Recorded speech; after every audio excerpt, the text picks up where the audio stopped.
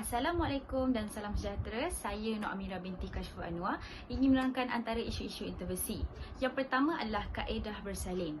Kaedah bersalin secara caesarean dilakukan secara cemas ataupun secara diatur. Kekerapan melahirkan anak secara pembedahan boleh menyebabkan bayi lahir tidak cukup bulan. Faktor amalan pemakanan dan juga usia ibu yang kurang daripada 20 tahun juga boleh menyebabkan kaedah bersalin secara caesar ini dilakukan.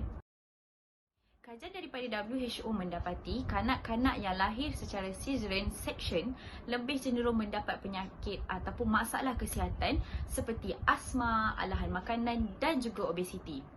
Dan terdapat juga dua jenis caesar, iaitu yang pertama adalah elective C-section, iaitu sakit diberi tarikh awal, contohnya kepada bayi yang ibu yang melahirkan bayi twins dan triple.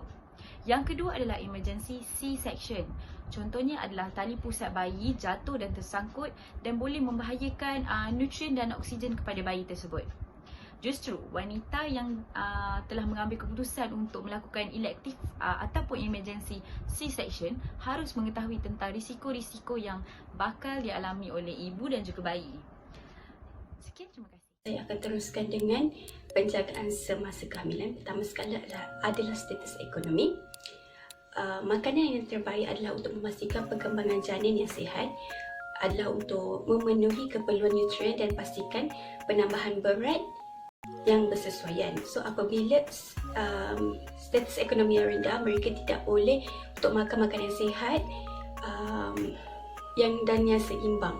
So dari situ akan menjejaskan kehamilan.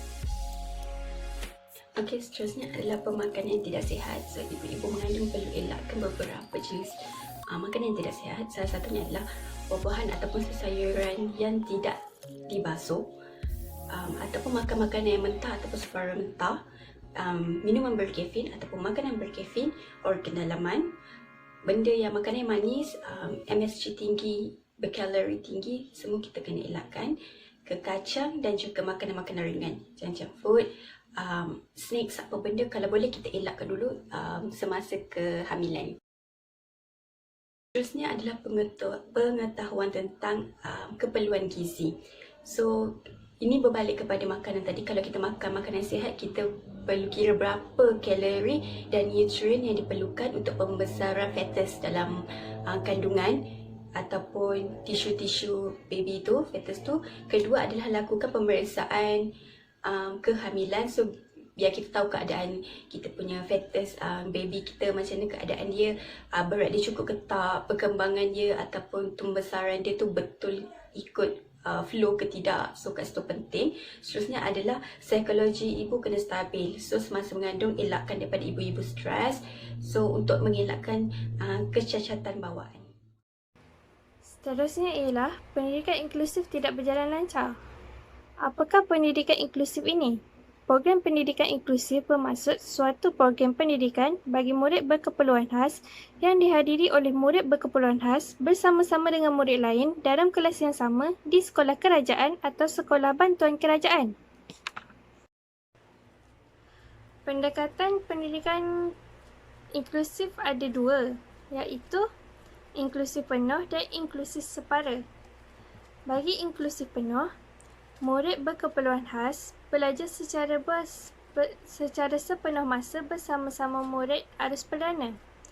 Murid berkeperluan khas mengikuti pembelajaran bagi semua mata pelajaran akademik berasaskan kurikulum kebangsaan atau kurikulum kebangsaan yang diubah sesuai dengan bantuan atau tanpa bantuan perkhidmatan sokongan. Inklusif separa, murid berkeperluan khas belajar bersama-sama murid arus perdana bagi mata pelajaran akademik atau aktiviti ko-akademik atau aktiviti ko-kurikulum tertentu sahaja mengikut keupayaan mereka. Murid berkeperluan khas yang mengikuti inklusif separa bagi mata pelajaran akademik berasaskan kurikulum kebangsaan atau kurikulum kebangsaan yang diubah sesuai dengan sedikit atau tanpa bantuan perkhidmatan sokongan. Inklusif separa bagi aktiviti ko-akademik atau ko-kurikulum adalah berdasarkan potensi, bakat dan keupayaan mereka.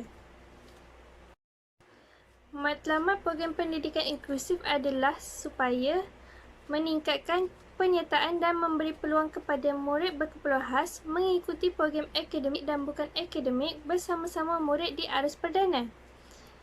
Pendidikan inklusif juga memberi kesedaran kepada masyarakat supaya tidak menafikan potensi murid berkeperluan khas dan percaya bahawa ketidakupayaan mereka boleh diminimalkan jika diberi peluang yang sama.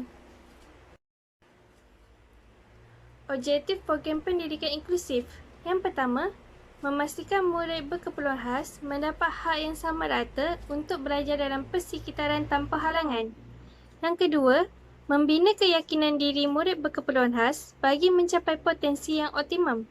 Yang ketiga pula, memastikan murid berkeperluan khas dapat menyesuaikan diri dengan murid arus perdana bagi meningkatkan kemahiran kehidupan harian mereka. Yang terakhir, meningkatkan kesedaran dan penerimaan warga sekolah serta komuniti tentang kepelbagaian keupayaan murid berkeperluan khas. Yang terakhir, bagi penjagaan semasa hamil, tidak menyalahgunakan dadah. Ini kerana akan menyebabkan keguguran, kerosakan uri dan kelahiran peramatang. Sekian, terima kasih.